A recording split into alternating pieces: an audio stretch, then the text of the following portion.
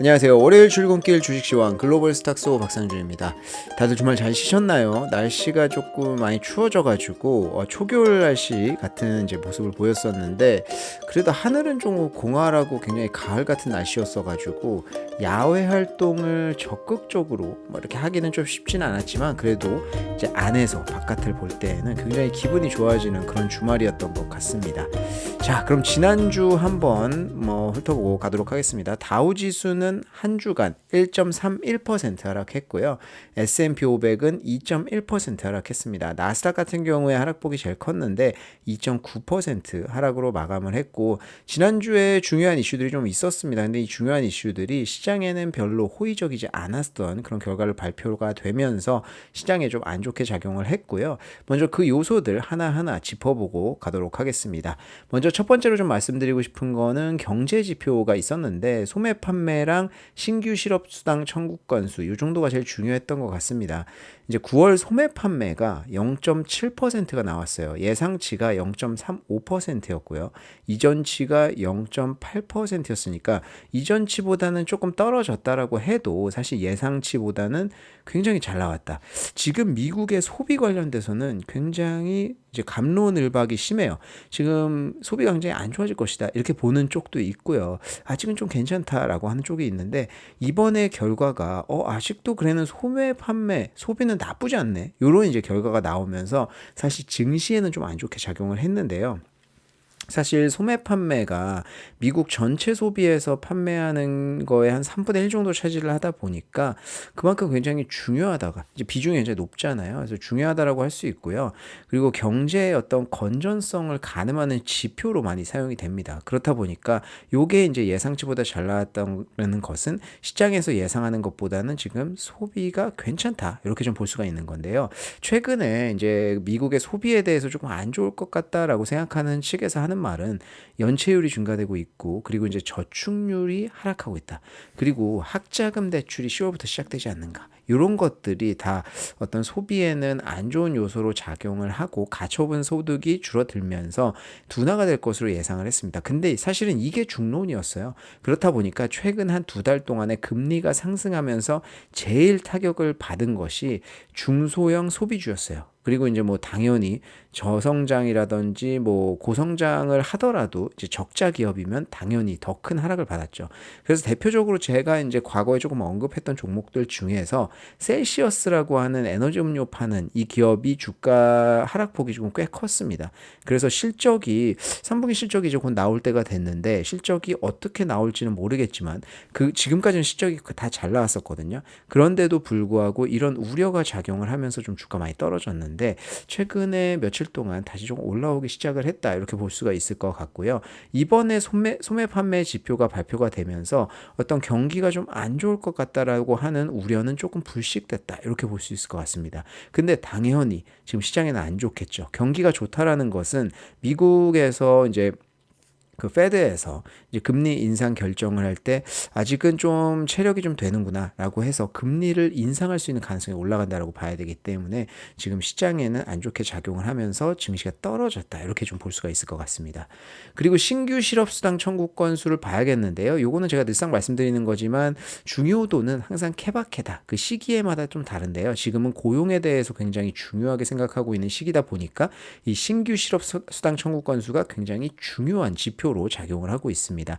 지난주에 19만 8천 건이 나왔어요. 예상치가 21만 2천 건이었습니다.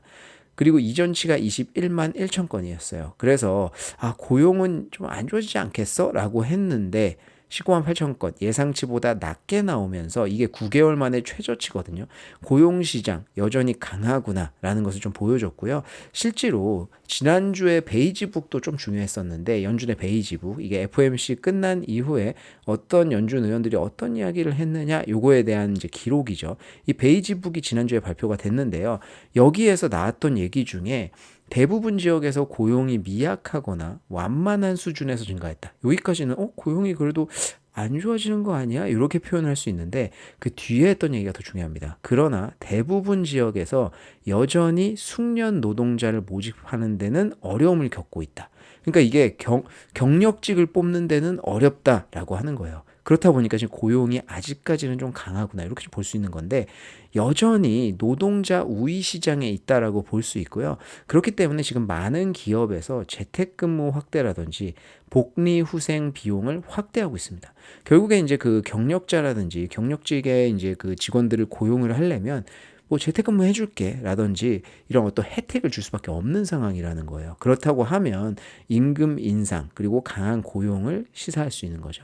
이게 결국에는 인플레이션에는 안 좋게 작용을 한다. 그래서 지난주에 발표된 신규 실업수당 청구 건수 같은 경우에도 증시에는 안 좋게 작용했다라고 볼 수 있고요. 같은 날 발생했던 이슈인데 파월 의장의 연설이 있었습니다. 이 연설도 증시에는 조금 안 좋게 작용을 했는데 금리 동결을 시사했어요. 그러니까 사실 이거는 뭐 예상했던 거다라고 넘어갈 수 있는데 여전히 물가 수준이 높다라고 하면서 물가 과거와 같이 어떤 그 인플레이션 파이터 같은 이런 모습은 아니었다라고 하지만 여전히 물가가 높다라는 것을 강조하면서 지금 11월은 아니라고 할 수 있지만 12월 아니면 한 차례 정도는 더 이야기했듯이 금리 인상 가능하겠구나라고 하는 게 증시에서 안 좋게 작용을 했습니다. 그래서 그날 증시가 많이 빠졌고요.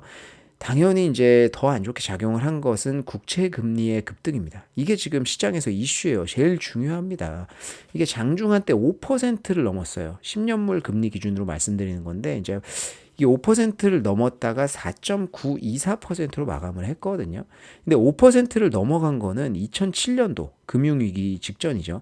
2007년도 이후 16년 만에 처음이에요. 그래서 이게 금리 급등이 어느 정도 마무리 좀 됐다라고 생각을 했는데 여전히 끝나지 않고 지금 계속 시장을 짓누르고 있구나라는 것을 알 수 있으면서 굉장히 안 좋게 작용을 했고요. 금리가 오르고 있는 데는 뭐 여러 가지 원인들이 있겠지만 지금 작용하고 있는 것은 고용이 굉장히 강하다라는 거. 그리고 소매품이 잘 나오면서 소비가 좀 강하다라는 거. 그리고 재정 적자 규모가 꾸준히 확대되고 있다라는 건데요. 지금 우리가 국채 발행을 많이 해서 제가 과거에도 말씀드린 적이 있지만 9월까지는 국채 금리가 올라가는 어떤 상한이 열려 있다라고 이야기를 드렸었는데 그 이유가 9월까지 이제 국채를 대규모로 발행을 했죠. 이게 예산이 이제 극적으로 통과가 되면서 뭐 임시 예산안이기는 하지만 통과가 되면서 이제 국채를 9월 달까지 엄청나게 찍어냈는데 이게 요번에 어느 정도 마무리된 거 아니야라고 할 수 있는데 지금 이스라엘전이 발발을 하지 않았습니까? 그러다 보니까 바이든 대통령이 이스라엘로 지난주에 날아가서 약속했던 것 중에 하나가 이스라엘에 지원을 약속했습니다. 그러다 보니까 지금 이 지원하는 돈은 어디서 나올 거야? 지금 우크라이나 같은 경우에도 젤렌스키가 거의 뭐 묻지마 투자를 받고 있잖아요. 묻지마 지원을 받고 있습니다. 그런데 이스라엘도 지원을 해주겠다라고 하니까 결국에는 추가 예산을 편성해야 되는 거예요. 그렇다고 하면 국채를 더 찍어내야 되는 그런 상황이 됐다라는 겁니다. 그러니까 지금 미국의 부채가 역대 최대급이에요. 4경 원. 우리나라 돈으로 4경 원. 그 와닿지도 않는 그 금액 4경 원이 넘어가는 돈인데 이게 지금 또 부담이 되기 시작을 했고요. 그리고 11월 17일 날 아시다시피 지금 임시 예산안에 대해서 다시 한번 투표를 해야 되는데 이것도 지금 난항을 겪고 있는 상황에서 이스라엘 지원을 약속했는데 이건 어떻게 감당을 할 것이냐 이런 것들이 좀 작용을 했다라고 볼 수 있고요. 지금 내부적으로는 좀 이런 요인이 있다라고 하면은 외부적으로는 국채금리가 올라가는 데에는 중국과 일본의 이제 미국 국채 매도세가 있을 텐데요. 요거는 환율 방어 때문이겠죠. 이제 중국 같은 경우에는 보시면 지난 8월 달에 4년 만에 월간 규모로는 최대로 이제 미국의 국채를 매도를 했습니다. 이게 150달러 정도 수준이 되는 거니까 우리나라 돈으로 치면은 거의 뭐 17조 원, 20조 원이 넘어가는 엄청난 규모예요. 이런 규모의 미국채를 계속 팔아대고 있다라고 좀 볼 수 있을 겁니다. 그래서 그렇기 때문에 지금 제가 계속 여러 방송이라든지 이런 데 나가서 하는 이야기가 지금 11월 달에 에이펙 정상회담이 굉장히 중요하다라고 말씀을 드리고 있어요. 그때 바이든 대통령이랑 시진핑 주석의 회담이 아직까지 확정된 것은 아닌데 지금 돌아가는 상황이 아마도 만남이 있지 않겠냐라는 쪽으로 지금 돌아가고 있거든요. 만남이 있다라고 하면은 거기에서 분명 미국은 국채 매입에 대한 요구가 있을 거예요. 그리고 중국 같은 경우에는 제재안을 좀 완화해달라라고 하는 요구가 있을 건데 지금 상황이 돌아가는 게 이스라엘 전쟁 때문에 바이든 대통령도 정치적으로 굉장히 안 좋은 입지가 됐고요. 중국 같은 경우에는 지금 사실 제재안을 완화하는 게 굉장히 필요한 상황이 돼버렸습니다. 서로의 수요가 맞기 때문에 저는 회담이 성사될 가능성이 조금 높다라고 보고요. 회담이 성사가 된다라고 하면 물밑 작업이 어느 정도 완료됐다라고 봐야 되기 때문에 지금 국채금리 안정을 위해서는 굉장히 좋은 이슈라고 좀 볼 수 있을 것 같아요. 그래서 그 뉴스가 나오기만은 저는 개인적으로 좀 기다리고는 있습니다. 지금 국채금리가 계속 급등을 하고 그리고 이제 지금 어떤 경제가 버틸 수 있는 수준에 대해서 굉장히 테스트가 좀 많이 되고 있는데 이번에 은행 실적 발표되는데 주안점이 좀 그거였어요. 은행이 지금 대부분 실적 발표를 다 했죠. 근데 뭐 지난주에 다 아시겠지만 뭐 시티은행 할 거 없이 은행들이 다 실적이 잘 나왔습니다. 지금 은행들 같은 경우에는 주 수입원이 결국에 예대 마진이잖아요. 예금하고 대출의 금리가 예금은 저희가 할 때 조금 받는데 대출을 할 때 금리 많이 내잖아요. 그 금리 간의 차이가 주 수익원인데요. 이게 금리가 올라가면은 예대 마진이 확대되는 효과가 있어요. 그래서 어느 정도 금리가 올라간다라는 것은 은행에게는 굉장히 좋은 현상이거든요. 그런데 이게 금리가 끝도 없이 계속 올라간다라고 하면 두 가지 정도가 문제가 되는데요. 은행들은 많은 유유자금들은 국채 투자를 하잖아요. 이제 국채 투자를 해놓은 것들이 금리가 올라가면은 그냥 만기까지 가는 거는 사실 상관없습니다. 근데 중간에 팔게 되면은 금리가 쭉 올라가는 상황에서는 굉장한 악재예요. 근데 이게 지금 문제가 됐었던 게 올해 3월에 있었던 실리콘밸리 은행을 필두로 한 이 스타트업 은행이라든지 중소형 은행들의 파산이었거든요. 예를 들어서 대형 은행들은 이런 문제들이 지금까지 왜 발생을 안 했냐. 사실 대형 은행들은 자금 조달이라든지 이런 게 문제 생길 일이 거의 없잖아요. 그렇다 보니까 그냥 국채 투자를 해놓고 만기까지 갖고 가면 됩니다. 국채 가격이 왔다 갔다 하던지는 상관없어요. 만기까지 들고 있다가 그 이자 받고 원금 받으면 돼요. 그렇기 때문에 중간의 변동은 전혀 상관이 없는데 실리콘밸리라든지 이런 그 중소형 은행들, 특히 실리콘밸리 같은 경우에는 고객들이 대부분 스타트업이었잖아요. 이 스타트업들이 작년부터 해서 자금 조달에 굉장한 이슈가 있었습니다. 작년에는 지금 올해 경제 위기가 온다라고 하는 그런 어떤 우려들이 만연하면서 투자가 줄어들었거든요. 투자가 줄어들면서 이제 그 스타트업들이 자금을 조달할 수 있는 창구가 굉장히 좁아졌죠. 그렇다 보니까 지금 스타트업이 과거에 돈이 많을 때 다 실리콘밸리 같은 은행에 넣어놨었는데 돈이 없다 보니까 그 은행에서 돈을 인출해야 되잖아요.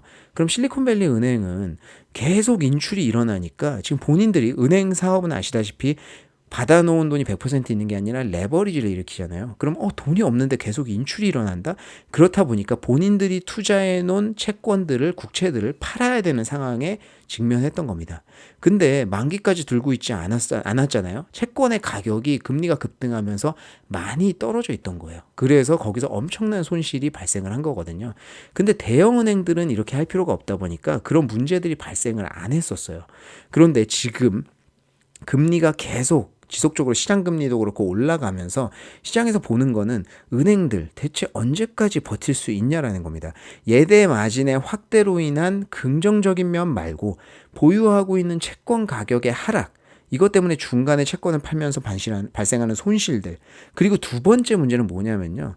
지금 대출을 받는 입장에서 꼭 필요한 경우가 당연히 있겠죠. 그런데 시장 금리도 계속 올라가고 대출 금리도 올라가는 상황에서 대출을 받는 사람이 언제까지 받을 수 있냐라는 거예요.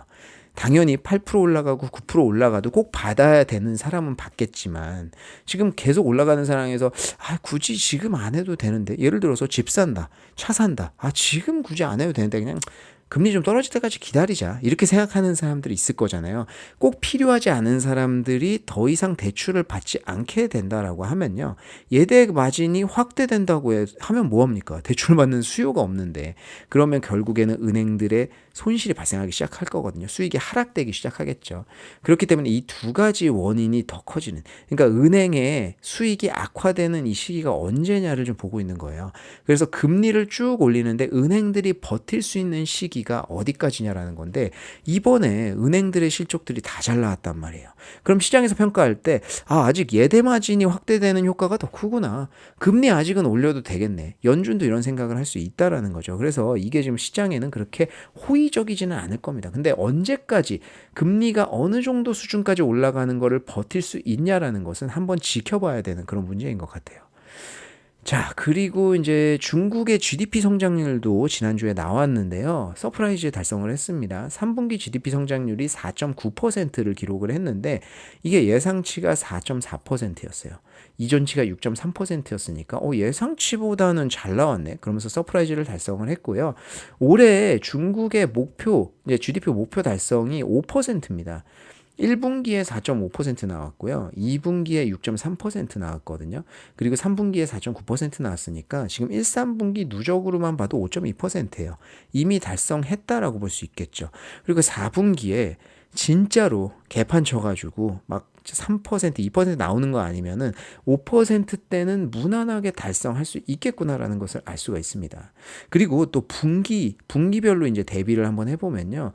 1분기 대비 2분기에 확장한 게 0.5%였거든요.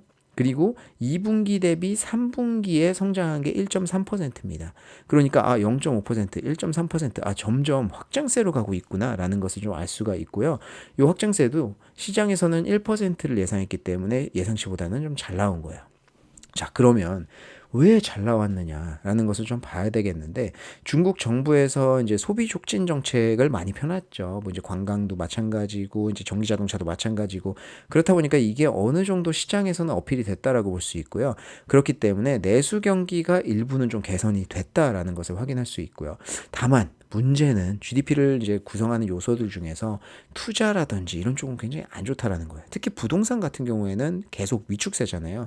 그래서 지금 좀 중요한 상황들인 부동산, 투자 이런 쪽은 여전히 위축세라고 하는 것은 안 좋은 상황이고요. 게다가 최근에 이제 계속 이슈가 됐었던 컨트리 가든, 이 비구이 위안이라고도 하고 비구이 위안은 중국어고 컨트리 가든은 영어인데 같은 회사입니다. 이 컨트리 가든의 해외 채권이 결국에는 디폴트가 났죠. 이게 사실 뭐 증시에는 뭐 이제 크게 영향이 아직까지는 없다라고 해도요. 이제 그 GDP 성장률, 그러니까 3분기 GDP 성장률이 잘 나온 게 증시에는 그렇게 큰 영향을 주지는 못했는데 오히려 좀 호재라고는 할 수 있지만 악재로 좀 작용을 한 것 같아요. 그 이유가 이제 중국 정부에서 지금 GDP 성장률이 안 나왔다라고 하면은 조금 더 조급하잖아요. 왜냐면 이번에 5% 달성은 해야 됩니다. 무조건. 본인들이 이야기한 게 있기 때문에. 근데 만약에 안 좋게 나오면 좀 마음이 급해져가지고 어떤 부양책이라든지 이런 것들 내놓을 수도 있잖아요.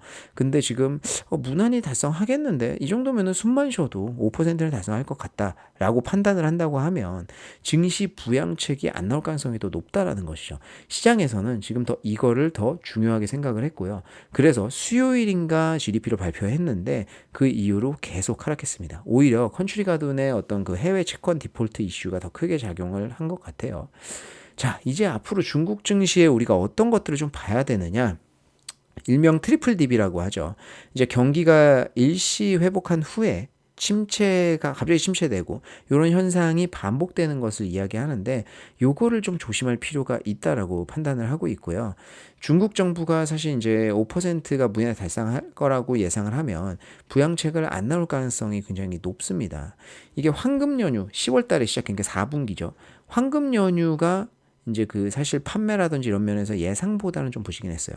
2019년보다는 잘 나왔는데 예상치, 중국 정부에서 제시한 예상치보다는 조금 안 나왔기 때문에 요거에 대한 우려가 조금 있고요.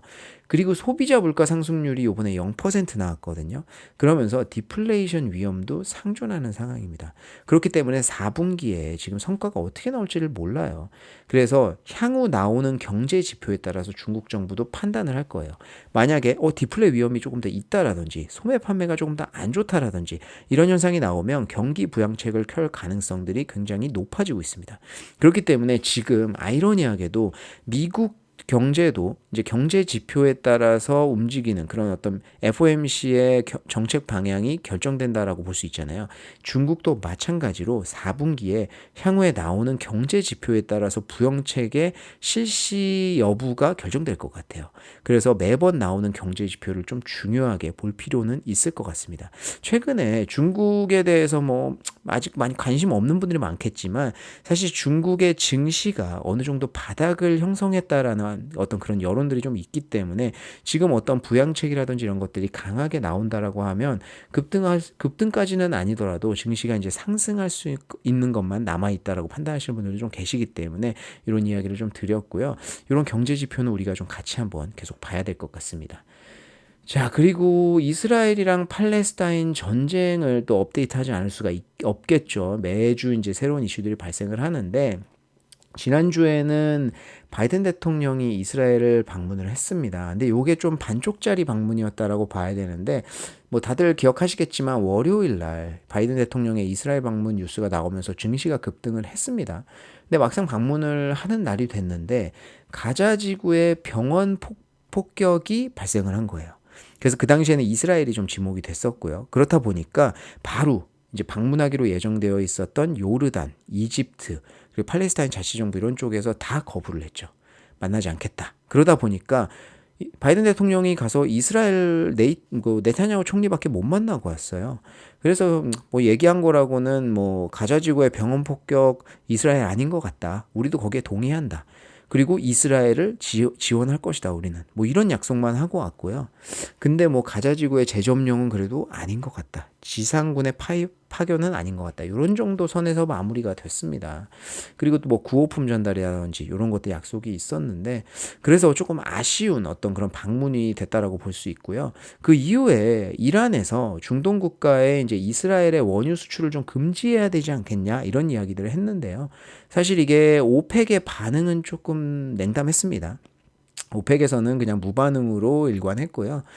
그래서 유가가 한때 어떤 그 1973년도 이후에 어떤 그 사실은 석유 파동 이런 이제 어떤 그 트라우마들이 있잖아요. 그렇다 보니까 한때 유가가 90달러까지 다시 재탈환했다가 지금은 88.3 정도를 기록을 하고 있는데요. 유가가 사실 최근에 이제 좀 많이 올랐다가 좀 안정화가 되는 듯 했었는데 특히 또 이스라엘 전쟁이 발발을 하면서 유가 올라가는 거 아니냐라고 했는데 오히려 조금 하락세를 기록을 했었는데 이제 전쟁이 조금 장기화 조짐을 보이면서 유가도 조금 변동이 되고 있습니다. 이 유가 관련돼서는 사실 제가 준비한 내용이 있는데 그거는 제가 따로 한번 영상을 찍어 보도록 할게요. 그리고 제가 이제 지난주 후반에 최근에 있었던 일은 이집트의 라파 국경 검문소를 통해서 구호품을 첫 번째로 처음으로 이제 전달을 했다라고 이제 이야기가 나왔고요. 이번 구호품에는 의약품과 식료품 이렇게 이제 전달이 됐는데 아까 앞에서도 말씀드렸지만 바이든 대통령이 방문한 이후에 이제 시행된 일이고요. 방문해서 이스라엘 그리고 이집트랑 조건부로 합의를 했습니다. 지금 기억하시겠지만 가자 지구는 전력도 끊기고 이제 식량도 부족한 그런 상황들이 발생을 해서 하마스도 하마스지만 민간인의 피해가 굉장히 크다라는 것이 문제였었죠. 그래서 이런 구호품 전달이 시작이 됐고요.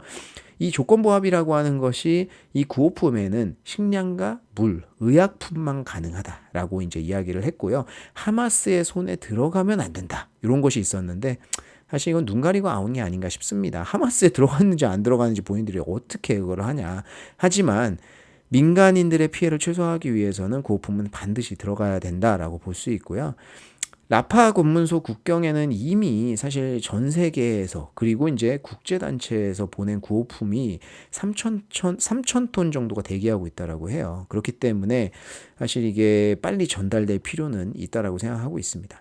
그리고 지금 지상군 투입에 대해서 거의 많이 얘기가 안 나오잖아요. 그리고 이제 구호품까지 전달을 하는 거 보면은 좀 우려스럽게도 이제 이스라엘과 하마스의 분쟁이 장기화되고 있는 그런 양상을 좀 보이고 있는 것 같아서 그게 조금 걱정은 됩니다. 요거는 매주 제가 이제 업데이트 드리도록 할게요. 이번 주 주요 경제 지표 발표를 좀 보면요. 목요일 날 미국의 3분기 GDP 성장률, 내구재 주문 발표를 앞두고 있고요. 금요일 날 근원 개인 소비 지출 물가 지수, 그리고 개인 소득, 개인 소비 이렇게 발표를 앞두고 있습니다. 무엇보다 중요한 건 이번 주에 이제 또 본격적으로 나오는 여러 기업들의 실적일 텐데 24일 화요일 날 장 전에 코카콜라, 버라이존, GE 요 정도 기업들을 좀 주요 있게 봐야 될 것 같고요. 장 마감 후에는 제일 중요한 마이크로소프트, 구글, 스냅, 비자 이런 기업들의 실적 발표 앞두고 있습니다. 그리고 25일에는 장전에는 보잉, 그리고 장 마감 후에는 메타, IBM, 그리고 목요일 날에는 장전에는 허시스, UPS, 사우스웨스트 에어라인, 알트리아, 노슬그룹만 마스터카드 정도 보시면 될 것 같고요. 장 마감 후에는 아마존, 인텔, 치폴레, 포드 이런 기업들 실적 발표 앞두고 있습니다.